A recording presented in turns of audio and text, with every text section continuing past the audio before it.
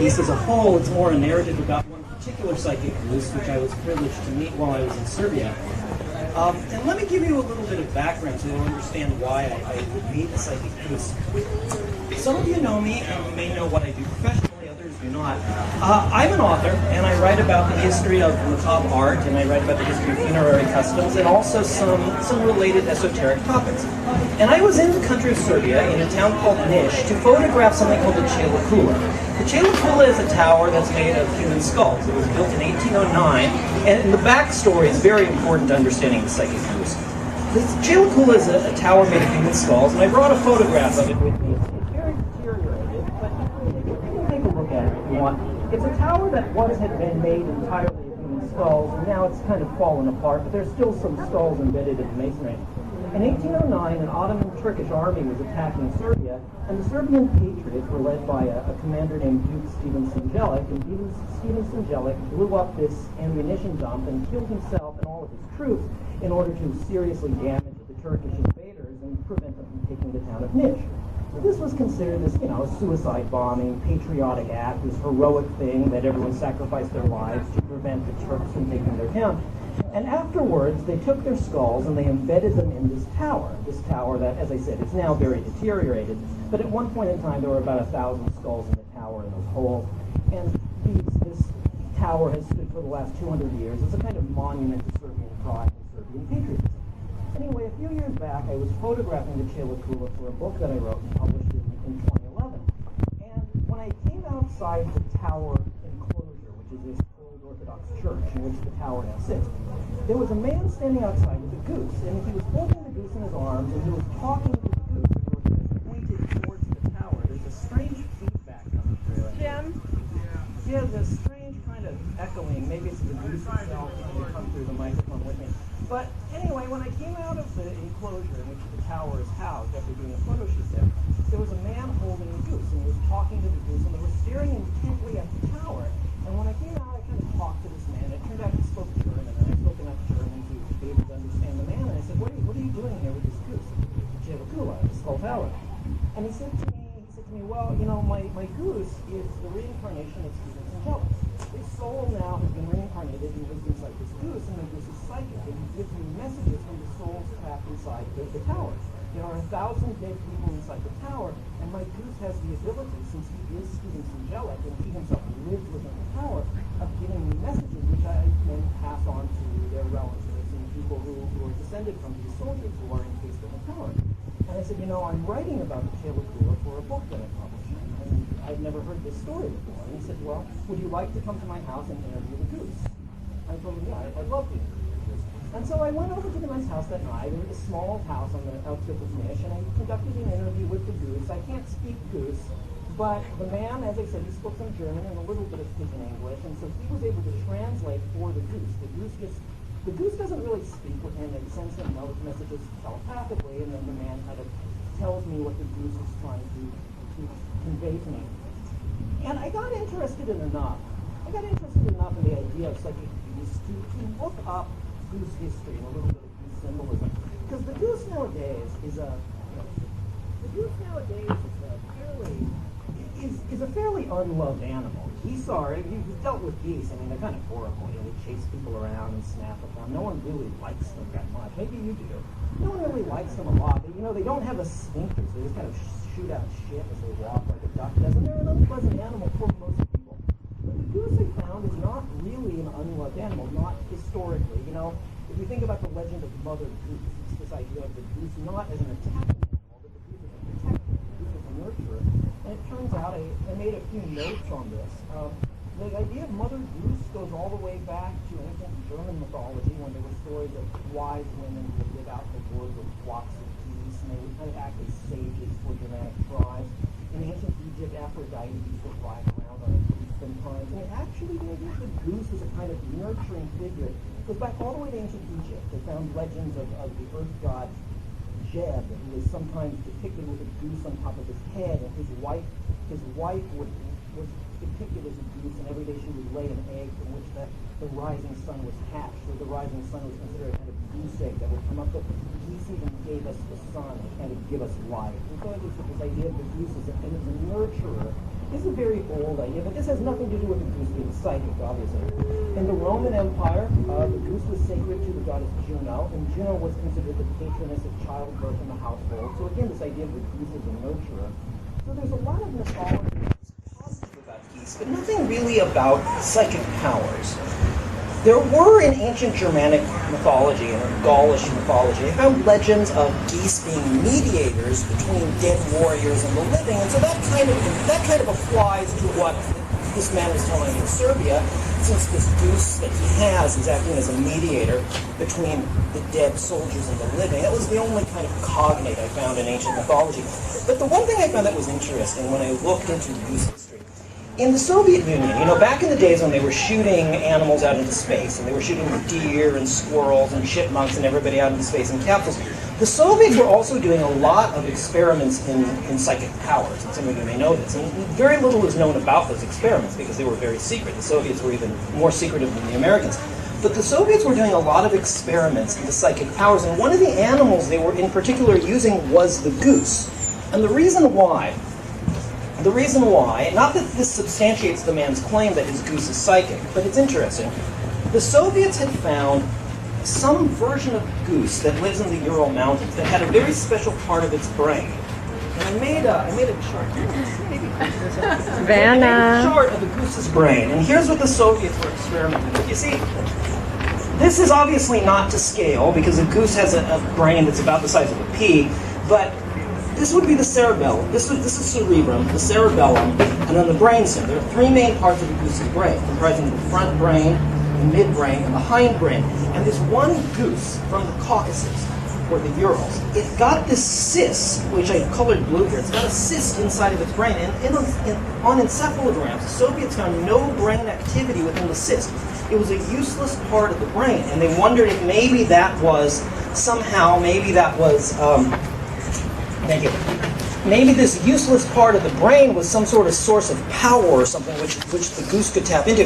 And the Soviets did a series of experiments with this particular kind of goose, and they found that some of these geese could predict behind a screen what a man was holding up based on different shapes. A blind test with up to some of these geese, some of them could predict it with up to 90% accuracy, which was much better than any human psychic could accomplish. So there is this at least bit of lineage towards psychic geese, and the Caucasus and the Urals aren't in Serbia, but they're close enough, and who knows, maybe this man's goose is descended from these kind of geese. But in any event, we're talking about a very different type of psychic power. The Soviets were testing essentially telepathy, and this man's telling me that his goose has mediumistic powers. So I wrote up my book, and in reality I was writing about history book.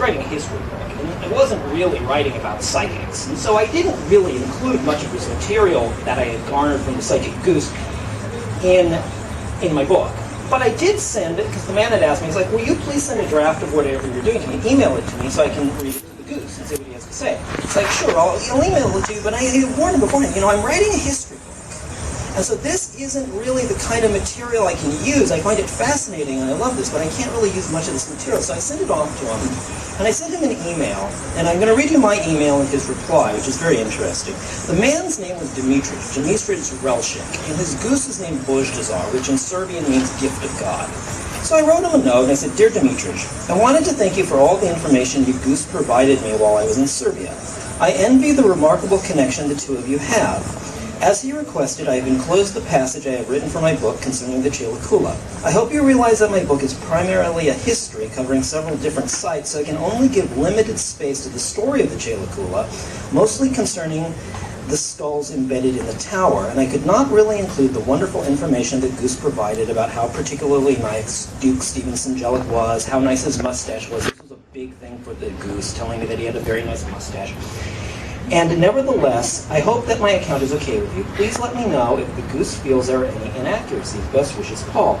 And I got this curious response back. The Goose didn't like it at all. This is his response. Paul, this is Dimitris. I have some bad news for you. I read your story to my Bozidar, which is the Goose. I read your story to my Bozidar. He not happy. He want me to tell you some things. I'm sorry about what I will say, but please remember that this is Bozidar, and say it, not me. It says, this is a Goose talking to me. in this way. Dear Paul, Email. America is shit, people, and you are a piece of shit. How come you come to Chelakula and take pictures and then not tell people the truth? Serbian soldiers died to defeat Ottoman Turk assholes, piece of shit people from Istanbul who come to our country. Tell the world what is true. Tell them that Turks are assholes. I can't write that in a book. That's published by a major publisher. No way, that won't pass editorial. Tell them that Turks are assholes. Tell the world this in your book. It is simple truth. Because I am not only just Bozidar who is talking to you, but I am also Duke Steven Sindjelic, because we are one soul now, together. So you must listen to me. It is Serbia that saves all of Europe from the asshole Turks, and get credit we do not.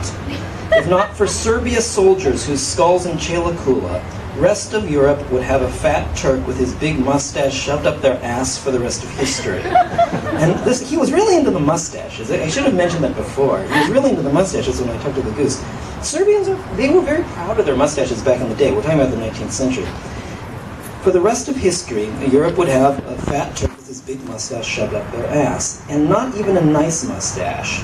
But I had a very nice mustache at the Battle of Niš. Thick brown mustache with curl at the end like a good Serbian man. Not a shit Turk mustache. And you want not even tell the world about this, to remember the good things of life. These are the good things of life. The soldiers' skulls in the tower are proud to die. Tell the truth for the world, or you come back to Serbia, please, and I will show you who is boss. That sounds like he's threatening to beat me up, doesn't it? So I had gotten this threatening letter, this threatening email from a goose, and I felt guilty in a way. I mean, I'm not really terribly afraid of the goose, and I don't plan on going back to Serbia anytime soon, ever. It's a really unpleasant place, actually. But I felt a kind of guilt, because no one really believed Dimitri's Relshik when he talks about his goose being psychic. And so I felt I had a kind of obligation to right the wrong. And so what I did is, I knew a girl who worked as a professor in the University of Beograd, which is the capital of Serbia. So I wrote up a new version of the story, and I had them put it on the website so I could pass it on to Dimitri in order to pass it on to the goose. And the story that I wrote was called The Skull Tower of Niš from the Perspective of a Goose. It was the pride of our nation, if not the pride of the entire world, that in 1809 a group of valiant Serbian soldiers, under the command of the dashing and heroic Duke Steven Sindjelic, sacrificed their lives to halt the onslaught of the Turkish army. Dismally ugly and with their embarrassing mustaches, these inferior humans who marched under the Turkish flag believed that by sheer numerical superiority they could overwhelm our beloved city of Niš. But patriotism is sacred and flows through our veins like the blood of life. And with heaven as the reward of the virtuous, the great sons of Serbia offered their lives as a bulwark against the brown-skinned adversary from the east. And the bones of our heroes remain ensconced in the famous skull tower of Niš, the Chelakula, as a reminder of our duty to our nation. Lovers of patriotism can rejoice all the more now as we hearken to the fabulous news which I offer you. Duke Steven Sindjelic has risen again, his soul now among us. Through mysteries which we cannot comprehend but must only appreciate with the greatest of gratitude, the soul of our fine hero has taken up residence in the body of a humble goose in the city of Niš. Known by the name of Bozidar, this fine bird is a conduit into the soul of the fallen duke and offers blessings and messages from the soldiers which made up his army. If this is something you do not believe, I ask you only to listen to the evidence. For those who have met Bozidar and have been touched by the soul which he carries can certainly attest that this is nothing other than the truth. It's true. Steven Sindjelic is reincarnated inside of my goose, says Dimitris Relshik, the owner of this blessed bird. I had a hard time with the idea at first also, but the visions he has channeled to me are undeniable. This goose really is the reincarnation of Duke Steven Sindjelic. In 2007, Dimitris acquired the fine white goose and suddenly began having a series of strange dreams. I figured I must be losing my mind, he explains. I didn't want to tell anyone about the dreams because they would also think I was crazy. But I started having a series of dreams in which Steven Sindjelic would talk to me. He told me that he was this goose. His soul had been reincarnated in the body of this particular goose. It was not some kind of bad thing, because the goose simply represented a medium through which he could contact the material world, so he could give messages to the relatives of the Serbian soldiers who had died in battle. This is craziness, I thought, complete craziness. But the dreams persisted. Here in Serbia we still have gypsies, Relchik continues. Some of them claim they have visions, so I went to see a gypsy fortune teller and I brought the goose. I did not tell her anything about the nature of my dreams. I only told her I had been having strange dreams involving this goose. She started doing a reading, but then got a very strange look on her face, and she looked down at the goose and said to me, "You must take this bird to the Chelakula." And that is when I knew it was true. I took the bird down to the Skull Tower, Relchik continues. Then it really started. As soon as I brought the goose into the chapel, it ran towards the tower and started honking. It was not just my imagination. Other people noticed. The goose would look directly at one skull or another and then start honking, and look at another skull and start honking again. It was like a kind of communication, some kind of conversation, I guess. Then the vision started. It was like the goose was channeling information directly into me, a form of telepathy. I could see the battle through the eyes of Steven Sindjelic, and then also through the eyes of the soldiers. It was like I was there, and suddenly I knew names and facts, historical information about what happened. I am no student of history. There was no way I could know these things, but when I checked the historical accounts, it was all true. Now, this is what he says. I don't know if that's correct, but this is what Dimitrij claims. All the names that were in my head were real people. All the incidents I saw were things that occurred. Relchik went through several sessions with the goose at the Skull Tower. Eventually, he was able to communicate clearly via Steven Sindjelic / the goose with the souls trapped in the tower. Souls still reside within the tower. Many have never moved on, he says. They do not want to move on because of their love for Serbia. This patriotism they have for their country that made them willing to sacrifice their lives is still present, and they want to stay among us to help guide and protect us as we establish a new national identity. But they also want their descendants to know that they care about them, and they have asked me to deliver messages, which I do. Sometimes I knock on a person's door, and I tell them my goose has a message to be delivered them from a dead soldier. Sometimes they think I am strange, and will not let me in. But if they will listen, they know what I tell them is certainly true. By now, the bond between the deceased, the soul of Steven Sindjelic, the goose, and myself is very strong, Relchik continues, and he has come to cherish his role as an intermediary between the living and the dead. The only unanswered question is why Steven Sindjelic's soul would wind up in a goose. We have no clear answer for that, he muses. The fortune teller told me that it is not so easy for the dead to cross over and enter the living. It may be that it was easier for Steven Sindjelic to possess the mind of a goose than a human being. Or it could also be that he did not want to intrude on a human being and interfere in their life by entering into their consciousness. But for whatever reason, he resides in this goose, and I have vowed to remain by his side and help him on his mission. And for undertaking this mission, we can all be thankful to both Dimitrij Relchik and Bozidar, the Blessed Goose. We should all applaud their efforts to bring forth messages from our dead patriots, because the example of their sacrifice shows a path to a better Serbia, and the messages from the past, which this goose conveys, also serve to forge a brighter future. And then what I did is, I had this article about the psychic goose. I had it published in a supermarket tabloid under, I used a false name because my publisher would get mad, you know, because they want me to be credible. But so, little do they know. And anyway, so I had a story about it published in the supermarket tabloid The Sun, the secrets of the psychic goose of Skull Tower. And here's a picture of, this is actually the photo that I took of Dimitrij, and this is the goose himself. And so I had this then photocopied, scanned, sent off to Dimitrij to show the goose that he was getting positive press. And I showed them the story on the website at the University of Beograd. And I got a thank you letter back. I did get a thank you letter back from Dimitrij saying that the goose was very, very pleased with me and would welcome me back to Serbia at any time. It's funny because I also got a note from a friend of mine who lives in Niš, a girl that I know, who was actually very angry about it. She said, you know, we have enough problems with Americans as it is without them thinking that we have psychic geese. So anyway, it depends on how you look at it, whether the psychic goose is positive for the reputation of Serbia or negative. Anyway, that's about the end of the story of the psychic goose. I haven't heard from them since. I don't expect to. But that's what I have to say. Thank you. Yeah. Wait, what were you publishing under? What was that published under? What name? Oh, AKA? Graham Beaton. Graham Beaton. The thing is, if you write for these magazines like The Sun, because I've written for them before, they assign names to you. It's not your choice. It's very strange. Because I actually had one story that I liked, and I asked them if they would use my own name, because I thought it was magnificent, and they wouldn't. And it was Neil Masterson was the name they published under. So they just assign names to you. Awesome. Thank you, Pocket. Thank you.